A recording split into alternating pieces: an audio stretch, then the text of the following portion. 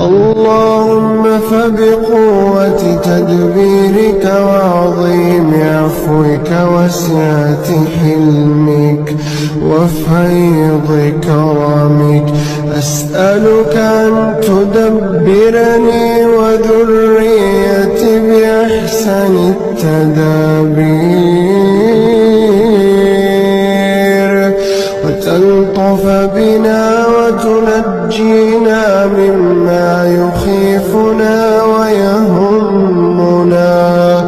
اللهم لا نضام وأنت حسبنا ولا نفتقر وأنت ربنا فاصلح لنا شأننا ولا تكلنا إلى أنفسنا طرفة عين.